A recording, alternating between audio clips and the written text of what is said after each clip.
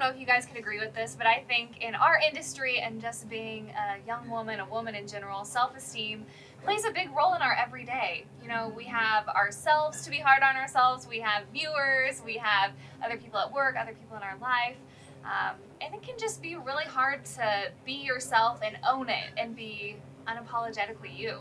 Because you see other people doing amazing things, and I don't know about you guys, but I'll even, something as simple as like, I'll see a woman in the airport and be like, she is so stunning, she has black hair down to her ankles, and I need that, you know? I need to get straight black extensions today because she is the most gorgeous person I've ever seen. And I think it's really hard, especially with social media, to see all these amazing women being amazing and living their best lives, and to be like, yeah, okay, well, you know, she's a tulip, but I'm a dandelion, and we can both be beautiful.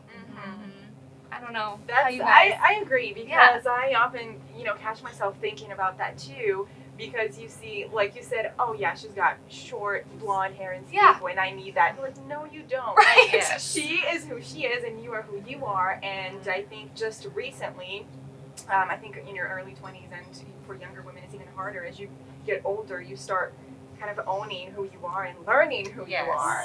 So just in the past couple of years is where I've started noticing those things and paying attention. Okay, this is what I like about her, and that's great. What do I like about myself? Paying attention to, you know, the things you see that, yeah, this is what makes her amazing, but what are the things that make me amazing? Because I can celebrate her, but also celebrate myself too, and not necessarily be like, I need what she has. Right. You know, just changing because that mindset. Just because someone else has beautiful hair doesn't mean you don't have beautiful hair. It's all or about personality. Perspective, Yeah. you know, and bringing it back to not beating yourself up, but actually celebrating who you are too. I have on my personal Instagram account, my description, it's just a quote from Ralph Waldo Emerson, and it says, to be yourself in a world that is constantly trying to make you something else is the greatest accomplishment. And I feel like I go back to that all the time. It's just like, you know, be yourself, like be happy with who you are. And yeah, the world is going to try to influence who you are, and in a lot of ways for the better, but in some ways for the worse. And if you can just like be yourself and be confident in yourself, then that's the best you can ask for, you know? Don't pick yourself apart. Yeah. There's so many great things about you that you don't see. Exactly. As you age, it's going to get worse. You know, you're going to feel like, I used to be so fit. I used to be, you know, a lot less wrinkly. I used to be whatever. But I wasn't as smart either. So it's kind of a trade-off, and there might be something that a woman looks at Lauren or you on TV and oh wow, she's so pretty, she must have everything. But maybe what they don't know is that maybe Lauren has an insecurity that particular woman doesn't have. Right. You know, or she's maybe she can knit amazingly or something that Lauren doesn't have. Do you knit? I don't know. I know. Do you do that too? Not at all. My boyfriend does the sewing in our household. Right. Wow. Yeah, I think there's definitely value in being unique. One thing interesting that I read from a psychology journal, though, was comparing self-esteem between girls and boys. And I think, for myself at least, it's safe to say that we have this idea in our head of like, okay, girls have lower self-esteem because they grow up thinking, you know, at least maybe in previous generations, that they are below men or need to be subservient or whatever the case may be. And the study found that women have the exact same self-esteem as guys do, but maybe they're more open about their insecurities or more forthcoming with it. And there was this situation that they brought up that said that there was one thing about women, like if there's an issue at work and you're not happy, that women are more likely to look at that and say, well, what's wrong with me that I need to change to make this better, instead of looking at the situation and realizing there's something wrong in this situation that is irrelevant to me. Yeah, We taking that immediately, responsibility. Yes. we took it on ourselves immediately, right? Exactly. It's like, it must be me. That's I a really must have good done point. Yeah, something we do wrong. that You know? often. Yeah, like I can change the situation if I change something about myself or what I'm doing. That is very the case. interesting. And another thing I found was interesting was that the study said that women were more likely than men more often to be confident in their character and their moral compass. So they had higher self-esteem when it came to that. So. We know who we are better. Yeah. Because we think about it more. Yeah. But in a way, talking about the taking responsibility, in a way that can be good, because I think as women do it, according to the study, more men should do it too, and everyone, especially in the workplace, because if something is wrong, and maybe even in life, we tend to maybe put the blame on external factors as opposed to it's my responsibility to change it too, whatever it may be. I put myself in this situation, or that something happened out of my control, but now it's my responsibility to change it, not to the point where you feel like everything is my fault, and maybe that's where it goes wrong. But I think it's good to have that idea that taking responsibility when issues come up, as opposed to just complaining about everything. It's just take a little bit of responsibility to how can I do a little something to change it, but then everyone around should also do the same, especially in the workplace, as an example. That's having humility, right? That's just having a little bit of humility to recognize I may have done something wrong here. Not that you want to always be pointing the finger at yourself, but recognize that maybe I did do something wrong in that. Maybe I did word my argument in a way that offended somebody. Conflict is hard, right? Isn't that hard in the workplace, don't you find, when you want to go up against somebody else's opinion, and how do you word it? Because some people are very sensitive. You don't want to be confrontational. You don't. Yeah, or make it come across the wrong way. You really have to think about like who you're talking to and how you present that argument as well. Because they will remember it. If They it will, hurts them in any way, that's all they'll remember. You can say 10 wonderful things about somebody, you say one negative, and they'll forget all the 10 and hook on that negative. I think that's a downfall I personally have is, like, in that situation, it would be beneficial to bring it up and work out your issues, but to me, I think there's sometimes, like, a negative connotation of women, especially with each other, that can be catty if they're disagreeing about something, and it has that perception of, like, you don't want to be the one causing drama, so you don't want to bring it up, but in reality, it could could fix a lot of problems. Yes.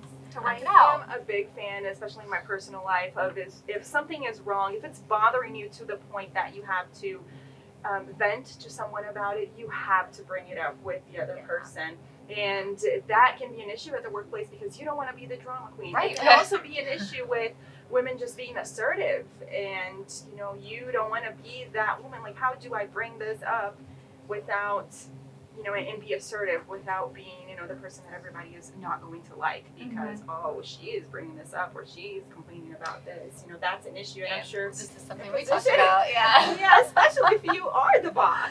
For women especially, am I being assertive as a leader or am I being a bitch?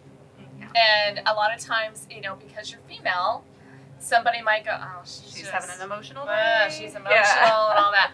No, I'm firm on my opinion. Yes. I'm not being emotional right now. I just have great confidence in my opinion right now.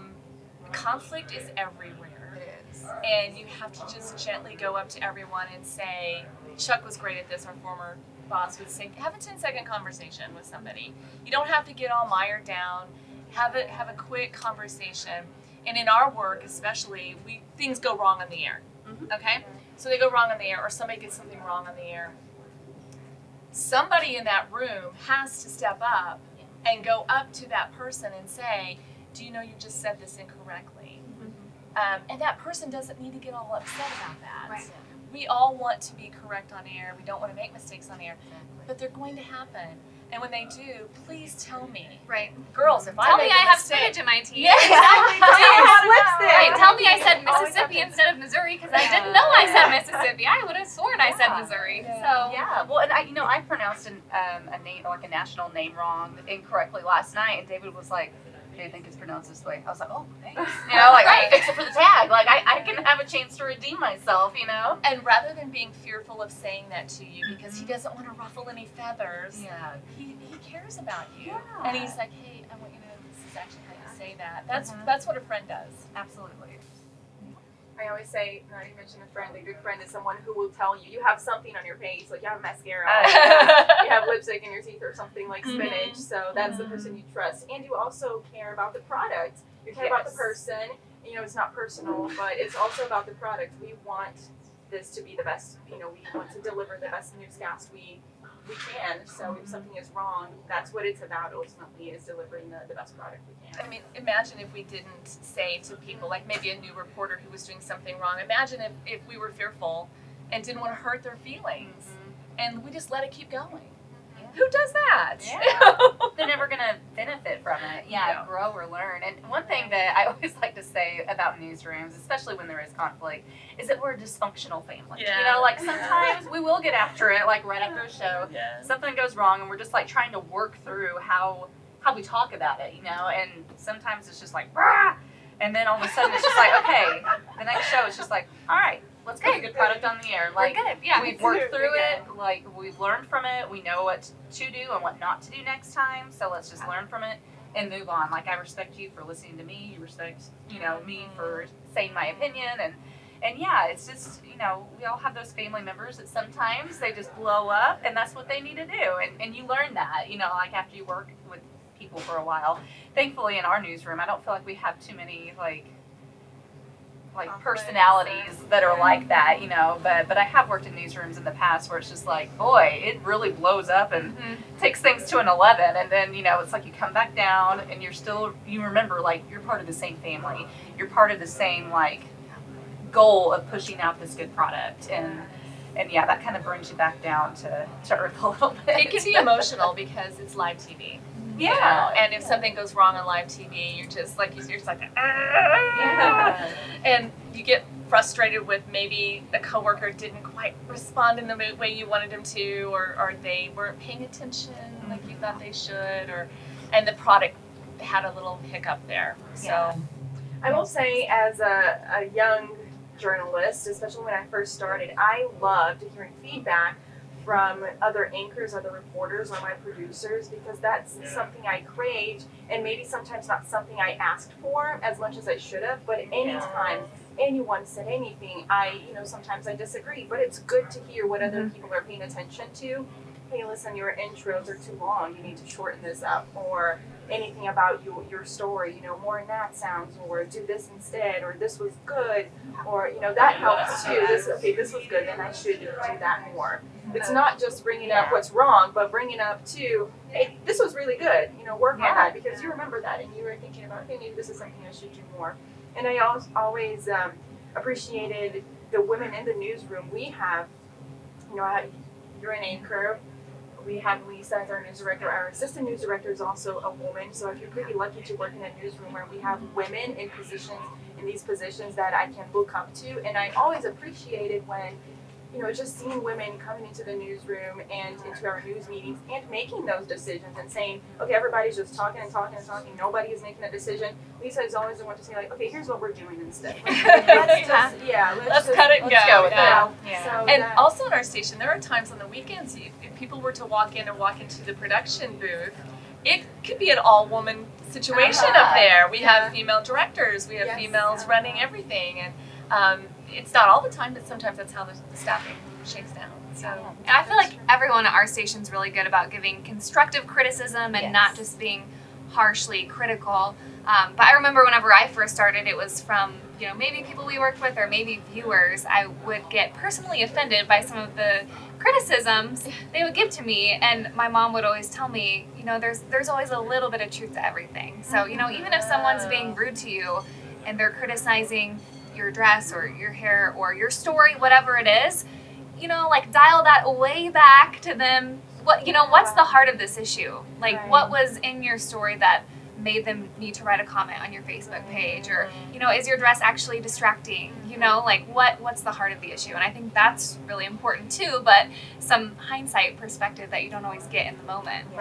Yeah, and I think something you mentioned, like having a good mentor or a group of mentors is so important in any work environment that you're in, just because, boy, you can learn and grow so much, and things get pointed out to you that you just don't see or don't realize at the time, like it's hindsight, but like if you can catch that when you're in your learning phase, then boy, you can really grow and really hone in on what you're trying to do too. and never get in your head that you can't learn. Yeah. I'm learning.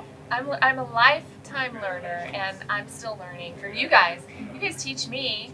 There's a lot to learn still, and I learn from all of you. So thanks for that. Right. We certainly learned from you too.